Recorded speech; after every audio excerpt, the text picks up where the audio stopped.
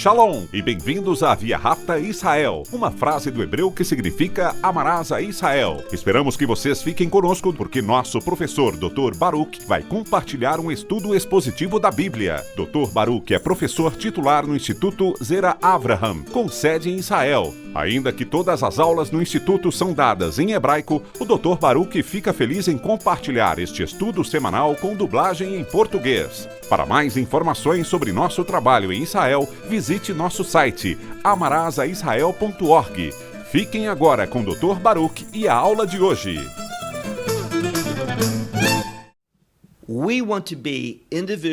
Nós queremos ser pessoas que testemunhem, que demonstrem o poder de Deus. E não apenas o poder de Deus, mas a sabedoria de Deus em nossa vida. Que sejamos instrumentos que manifestem a verdade no que dizemos, no que fazemos. De forma muito semelhante, vemos o apóstolo Paulo, que estava instruindo, ministrando, edificando este jovem Timóteo, porque Paulo sabia que Deus queria usá-lo. Ele sabia que Deus o estava separando para uma função, um trabalho que traria muitos frutos em toda a Ásia Menor. Portanto, Paulo teve discernimento. Quanto a nós, deveríamos estar orando também por um discernimento semelhante para que possamos entender o que Deus está fazendo e para participarmos com obediência para onde o Espírito de Deus se move e direciona. Neste momento, pegue sua Bíblia e olhe comigo em 2 Timóteo, capítulo 2, repetindo, 2 Timóteo, capítulo 2. Quando Paulo escreve esta epístola, ele fala aqui no versículo 1 de forma muito pessoal para alguém por quem ele tem grande afeição e respeito. Embora Paulo seja muito mais velho que ele, Paulo entende que Timóteo é chamado por Deus. Ele diz, portanto, você, meu filho, fortifique-se na graça que há no Messias e Yeshua. Tem uma coisa que esse primeiro versículo nos ensina. Somente quando você entender as leis da interpretação bíblica, você entenderá o que Deus está dizendo. Ele está nos dizendo aqui que, através da graça, não apenas somos salvos, mas também através dessa mesma graça, podemos ser fortalecidos. A segunda coisa que ele nos diz é que a fonte dessa graça é o Messias e Yeshua. Não há outro lugar. Então, observe como Paulo começa. Ele diz, portanto, você, meu filho. Essa é uma frase que demonstra muito carinho.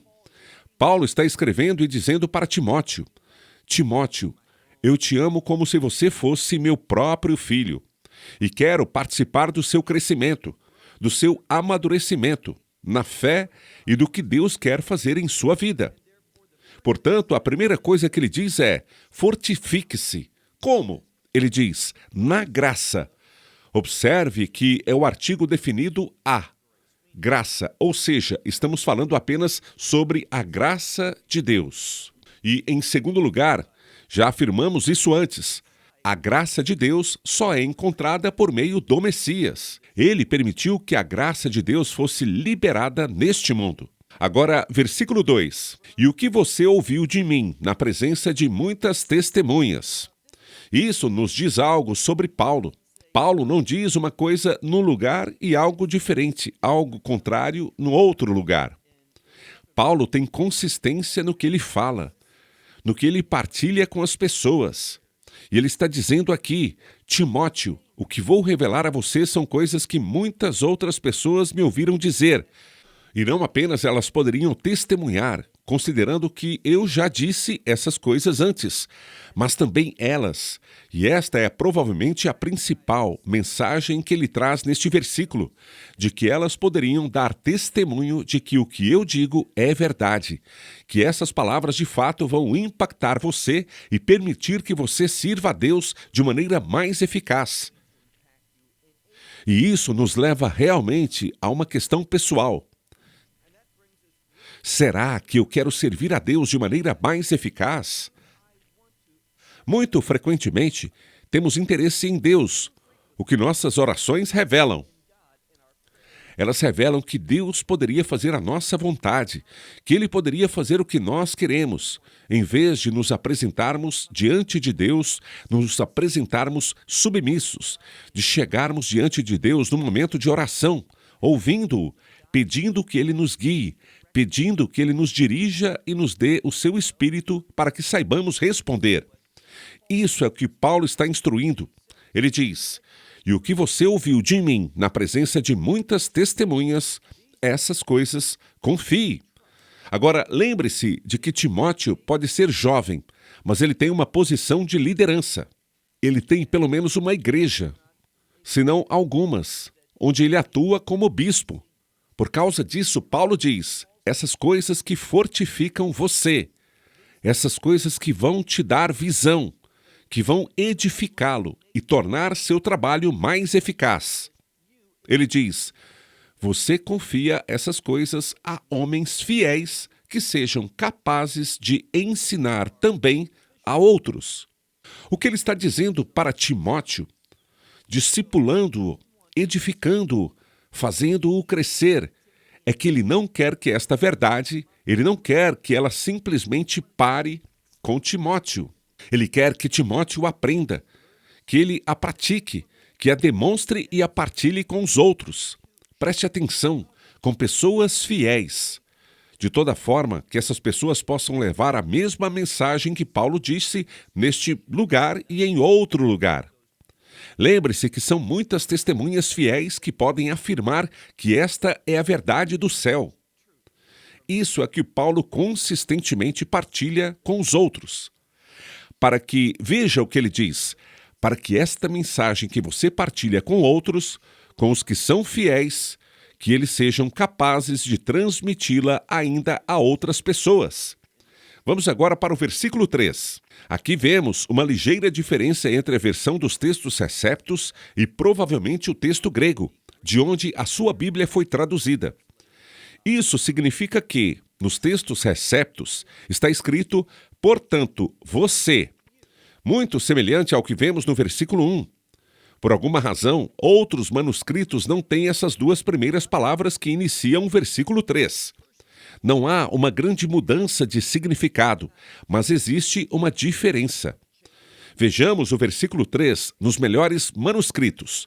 Portanto, você, e ele diz a Timóteo, prepare-se para isso. Se você for um servo de Deus, você precisa esperar o que vai acontecer com você. Vou falar com você a mesma coisa de forma muito pessoal nesta aula. Se você deseja servir a Deus, ser instrumento dele, ser um servo de confiança, um discípulo de Yeshua, então prepare-se para uma coisa. Do que estou falando? Olhe novamente para o versículo 3. Portanto, você sofre o mal, as aflições, como um bom servo do Messias Yeshua. Perceba aqui que, na verdade, não é a palavra servo, é a palavra soldado. Vou ler de novo corretamente. Ele diz: portanto, você sofre as aflições. Ou seja, coisas ruins acontecerão com você e você sofrerá com isso. Terá sofrimentos. Como um bom soldado do Messias Yeshua.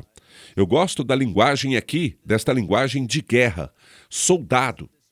O soldado é enviado para a batalha, para a guerra.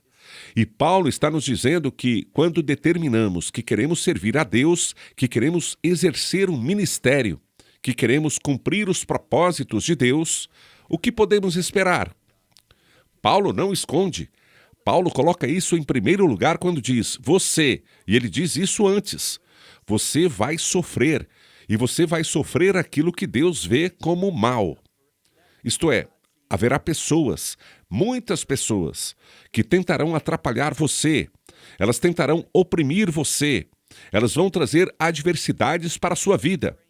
Em outras palavras, você vai sofrer, mas entenda uma coisa, quando alguém vai para a guerra, essa pessoa não vai pensando, isso vai ser divertido, isso vai ser fácil, isso não vai exigir sacrifícios. A pessoa sabe. A guerra implica em dor e sofrimento. A mensagem aqui que é tão frequentemente ignorada hoje, é que quando as pessoas aceitam o Messias, quando recebem um chamado para servi-lo, para serem soldados do Evangelho, elas não pensam que vão sofrer. Elas se põem em marcha por causa do que suportam, a reação do mundo. E isso não deveria nos surpreender. É por isso que ele diz: portanto, você sofre as aflições. Esteja disposto a sofrer os meus sofrimentos, porque é isso que você vai experimentar, como bom soldado do Messias Yeshua. Versículo 4. Nenhum soldado. E então, a próxima frase começa com o verbo embaraçar-se, envolver-se. Olhe novamente para o versículo 4. Nenhum soldado se envolve. Muitas Bíblias simplesmente completam com as coisas da vida. Mas na frase as coisas da vida, há uma palavra muito importante de onde, em português, tiramos a palavra pragmático. O que ela significa? Algo lógico, algo que se trata de uma conclusão natural deduzida. Por exemplo, algo que é pragmático. Uma pessoa entrou em um restaurante porque estava com fome. Então, estamos falando sobre uma conclusão natural, aquilo que se espera. E o que Paulo está dizendo aqui é isso. Quando você decidiu se tornar um soldado do Messias Yeshua, decidiu entrar nessa batalha, fazer a obra de Deus, você não apenas vai sofrer, mas precisa pensar de forma diferente. Do que se trata? Preste atenção, ele diz: ninguém, sendo soldado, se envolve. Ou seja, se embaraça com as coisas da vida. As coisas normais, as coisas pragmáticas da vida. Por que não? Para ao que se alistou. Ou seja, aquele que o trouxe para esta função. De quem falamos? É o Messias. Ele nos salvou e trouxe você para servir. Ele revelou que você foi chamado para ser um servo ao conceder a você o Espírito Santo que habita em você. E através da ação do Espírito Santo, você vai poder ministrar, você vai fazer a vontade de Deus. Assim ele fala, alguém que se alistou como soldado. Ele não vai fazer as coisas normais, as coisas pragmáticas da vida. Por que não? Porque ele está comprometido com a batalha. E ele não está empenhado apenas em agradar este que o alistou, que o chamou para o serviço, que lhe deu esse papel, essa atribuição. Agora, pergunte a si mesmo, será que isso me descreve? Estou realmente tentando agradar aquele que me salvou, aquele que fez este chamado na minha vida, dizendo as coisas que devo fazer para os propósitos do reino? Será que eu realmente tenho esse objetivo? Será que eu percebo que fui recrutado para uma guerra espiritual e que há uma batalha acontecendo e preciso estar disposto e à espera, que preciso estar em posições difíceis de sofrimento? É assim que você pensa? Depois ele diz, quando caminhamos para o versículo 5, pois se também alguém vai competir. Agora ele está mudando a imagem de um soldado para um atleta. A razão pela qual ele faz isso é que, geralmente, um soldado serve e depois de vencer a batalha, ele simplesmente vai para casa. Ele não é reconhecido. Às vezes, ele não recebe nada. É apenas um servo até que a batalha termine. Porém, Paulo quer que entendamos uma coisa. Essa é apenas uma motivação adicional. Ele começa a falar sobre um atleta que compete. Depois, será mencionado neste versículo uma coroa. E é isso que devemos entender, que nosso servir, esse servir fiel, não será esquecido por Deus Pai, nem pelo seu Filho. Haverá um acerto de contas, uma recompensa. Por isso, Paulo diz, olhe novamente no versículo 5, pois se também alguém, qualquer pessoa vai competir, ele diz, ele não é coroado, Ele não é coroado a menos que possa competir de forma legal, ou seja, de acordo com as regras. Esta é a palavra de onde obtemos o conceito de lei ou Torá, que em grego é a palavra nomos, que é uma forma que descreve aquilo que é lícito. Então, o que ele está dizendo aqui é o seguinte: se você não competir de acordo com o que é lícito, o que é legal, segundo a lei das instruções de Deus, os parâmetros que ele define, as coisas que ele fala para fazer e as coisas que ele diz para não fazer, se você não aplicar essa estrutura à sua vida, você não será coroado. Isso é algo muito importante. Veja, com muita frequência ouvimos isso e pensamos, ok, eles simplesmente esperam que nós vamos seguir as regras. Mas, na verdade, nós não pensamos sobre quais são essas regras. É por isso que ele usa o termo que usa, e que muitas vezes é traduzido como lícito. Mas é a mesma palavra de onde obtemos a palavra lei, como a lei de Moisés. Repetindo, não seremos coroados, não receberemos a coroa se não competirmos. E você continua traduzindo, de acordo com as regras. Versículo 6. Paulo vai dar outro exemplo. De soldado vai para atleta e agora para lavrador. Esta é a mesma palavra usada em algumas das parábolas para trabalhador da vinha. Então diz aqui, o trabalhador da vinha que trabalha duro. Essa frase significa, de fato, gastar energia, tempo e esforço. O lavrador ou trabalhador da vinha, ele compete com dificuldade. Ou seja, ele serve com dedicação, para que seja necessário receber o primeiro a gozar dos frutos. Então, o que ele está dizendo aqui é o seguinte: são duas coisas. Da mesma forma que um trabalhador do campo, ele é muito esforçado, ele trabalha de maneira muito clara e decisiva. Ele faz esse trabalho que exige esforço de sua parte. Por isso ele diz que é necessário. Deus está revelando essas imagens para Paulo. Deus diz, é necessário que ele participe primeiro nas recompensas, nos frutos. Nós devemos pensar nisso como uma conexão com o reino. Isto é, Deus simplesmente não vai esquecer. Este é um versículo que está no livro de Hebreus. Deus não vai esquecer nenhuma das boas ações que fizemos em seu nome. Ele vai nos recompensar.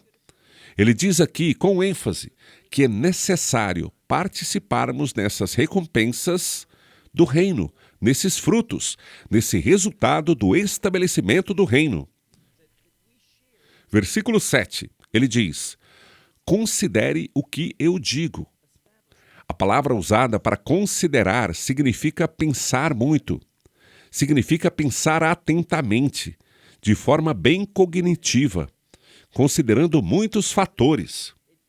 Com isso, ele quer dizer que o que ele quer partilhar neste versículo é muito importante. Versículo 7. Pense, ou considere de forma bem atenta no que eu digo, pois o Senhor te dará entendimento em todas as coisas. A razão pela qual este versículo é tão importante é porque ele deu 3 exemplos, 3 ilustrações para dizer que devemos ser soldados fiéis. Precisamos ser atletas, cumpridores da lei. E em terceiro lugar, precisamos ser lavradores, trabalhadores. Se for assim, haverá uma recompensa. E qual é a recompensa da qual ele está falando? Bem, há recompensas no reino de Deus, mas eu acredito que aqui ele está falando sobre algo que vai nos ajudar neste mundo. E o que é? Olhe novamente para o texto, versículo 7, quando ele fala, pois o Senhor, ele fala sobre Yeshua, mas ele menciona o Senhor porque é assim que precisamos reconhecê-lo. Sim, ele é meu Salvador, mas ele é o Senhor da minha vida. Preciso reconhecer sua autoridade sobre mim. E fazer isso é uma coisa boa, Fazer isso nos dá uma perspectiva diferente e será sempre uma fonte de alegria. Será uma fonte de poder para fazer com que você supere esse sofrimento, esse trabalho, essa competição que muitas vezes pode ser muito, muito difícil acontecer. Ele diz, o Senhor, e responde, pois Ele te dará. Observe a próxima palavra, nesse, ou seja, compreensão, entendimento. Mas não diga simplesmente, Deus vai me dar compreensão. Esta palavra tem a ver com uma importante percepção. Trata de não apenas entender algo de forma geral, mas também entender os detalhes. É um ponto de vista muito, muito perceptivo conhecer todas as coisas intrínsecas relacionadas a algo. Então, é isso que o Senhor vai fazer. Ele te dará entendimento, compreensão. E continua dizendo, em todas as coisas. Isso significa que nos tornamos superinteligentes em todas as questões da vida? Não. O que isso significa é que Deus vai nos dar sabedoria, conhecimento, entendimento, compreensão. E isso não vai se limitar a nada. Mas não significa que teremos todo o conhecimento de tudo, que vamos ter o entendimento que precisamos para as circunstâncias, as situações em que estamos. Não importa onde nos encontremos, Deus é capaz de nos dar o entendimento que precisamos para perseverarmos em Sua vontade, fazendo a Sua obra e chegando aonde Deus quer que estejamos. Veja o versículo 8. Lembre-se do Messias e Yeshua. Essa é a prova. A razão pela qual isso está sendo falado no versículo 8 é para nos lembrar de algo.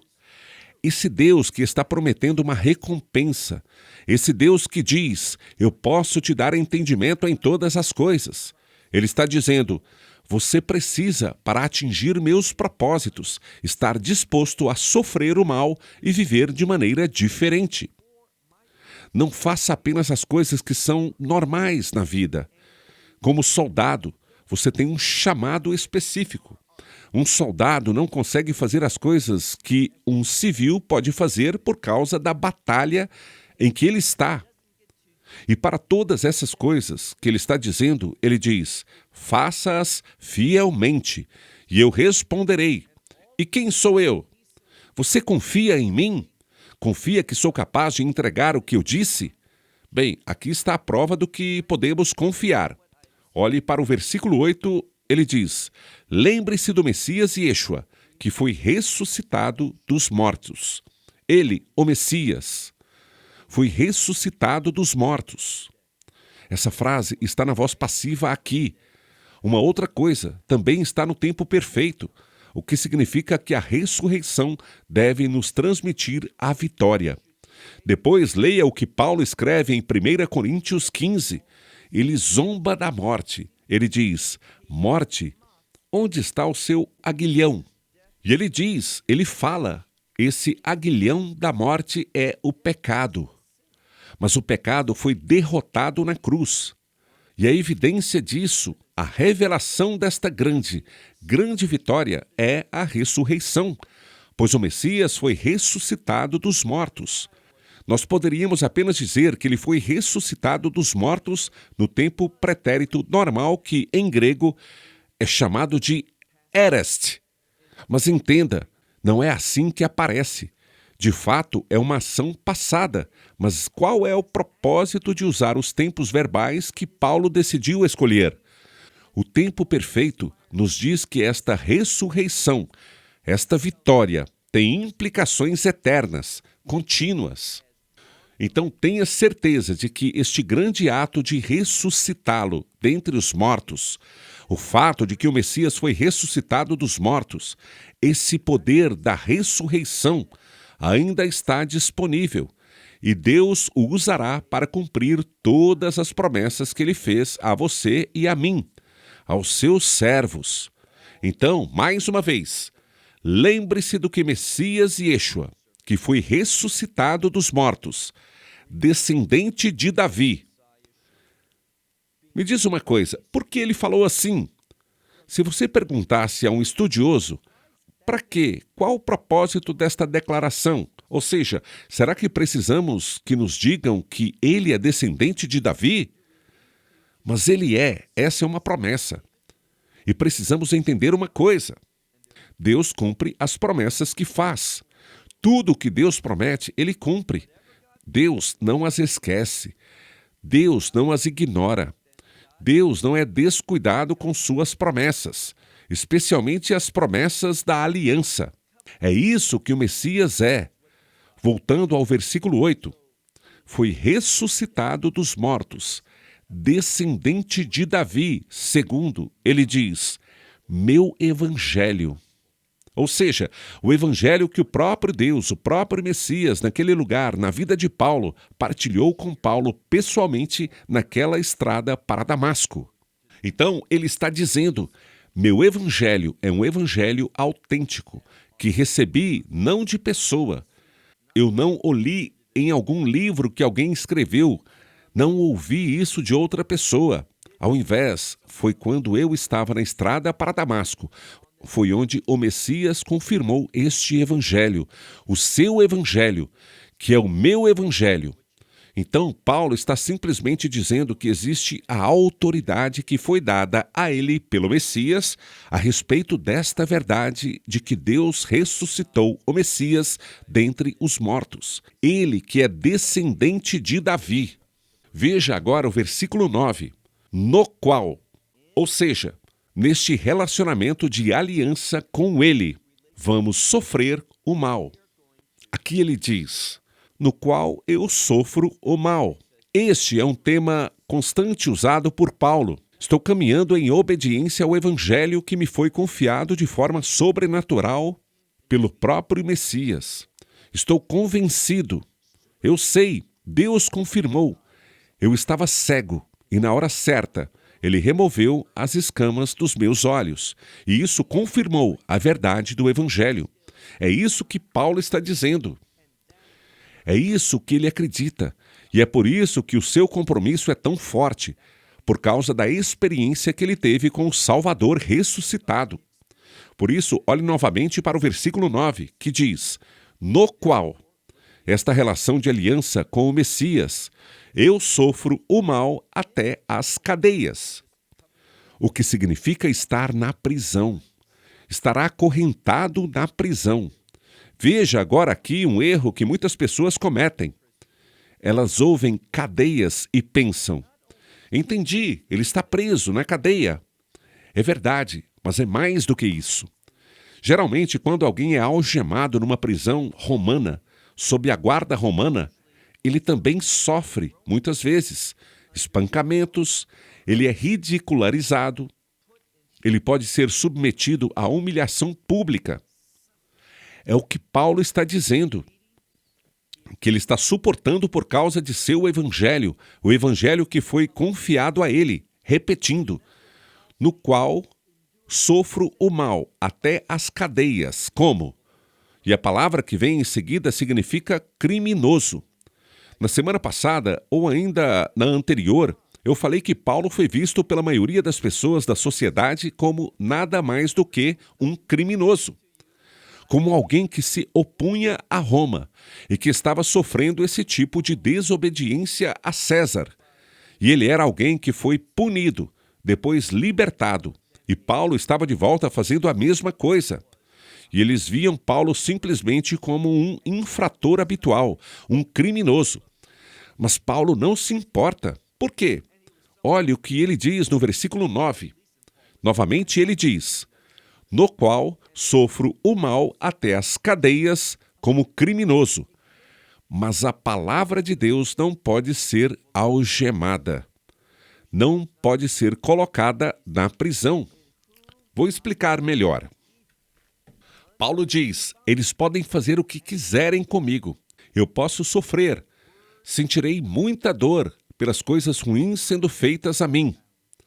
Mas tenha certeza de que tudo isso não vai colocar a palavra de Deus, a revelação do Evangelho, a verdade sobre o Messias e a salvação que Deus enviou a este mundo gentilmente.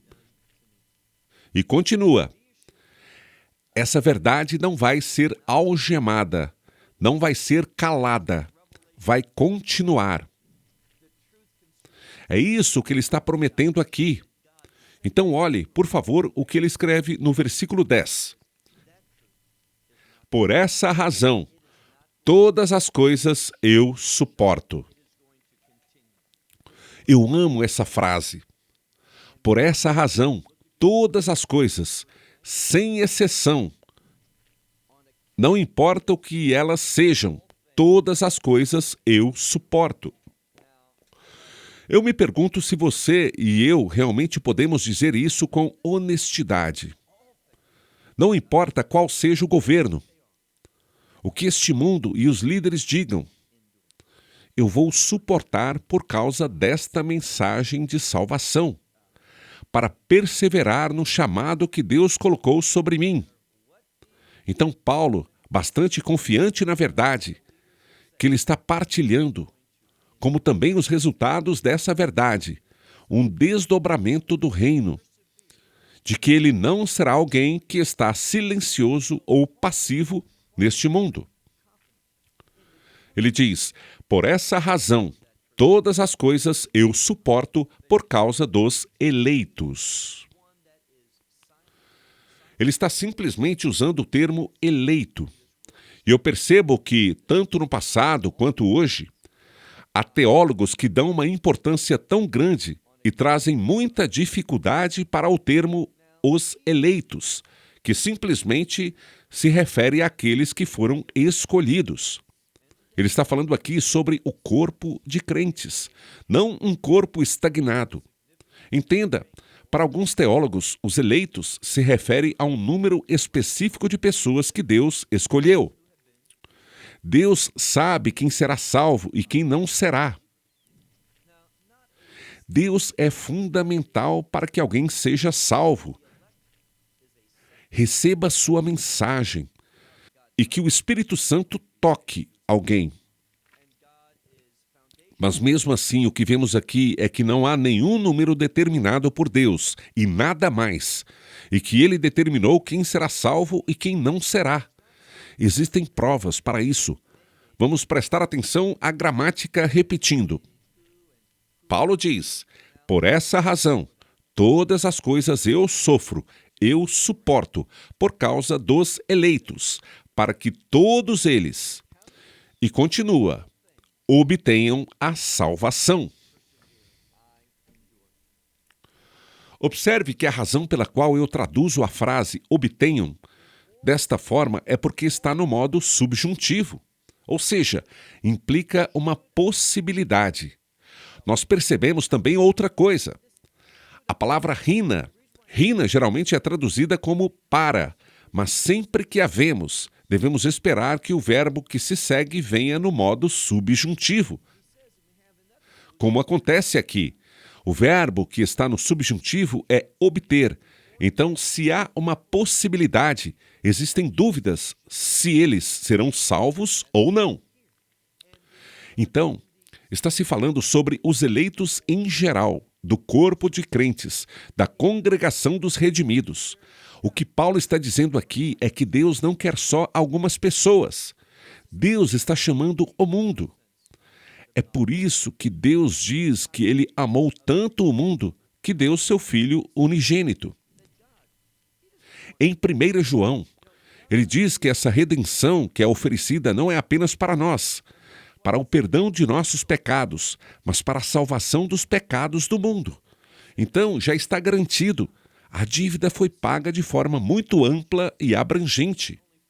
Mas nós sabemos que a nem todas as pessoas Deus diz, e de forma alguma trata-se de um ataque à soberania de Deus. Deus é absolutamente soberano. Mas isso não significa que, se Deus disser, eu desejo que essa pessoa seja salva, essa pessoa pode rejeitar.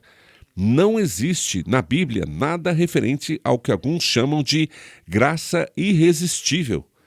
Isso é simplesmente algo que as pessoas decidem por conta própria. Paulo diz aqui, para que eles obtenham a salvação. O que não se sabe é, será que essas pessoas que Deus não quer que se percam, será que elas vão obter a salvação? Depois, Paulo nos diz que essa salvação só é encontrada em um lugar, que está no Messias e Yeshua. E se você encontrar essa salvação pela graça de Deus, ela será acompanhada com glória eterna. Então a salvação chega até você no momento em que você é salvo. Você pode ter certeza de que vai passar por isso. Mas onde você vai passar por isso? No reino de Deus. Você vai experimentar a glória eterna, que não pode ser mudada, que não pode ser anulada com a salvação. Ao ter salvação, você também obtém a experiência de estar com Deus na glória eterna. Então agora pense que isso exige que paremos por um momento. Pense assim: se eu sou um crente, um dia começarei a experimentar, no reino de Deus, a glória eterna. Que promessa maravilhosa! Não ignore esse chamado que Deus está oferecendo. Veja agora o versículo 11. Ele diz: a palavra fiel. Algumas Bíblias trazem ao invés, esta é a palavra fiel.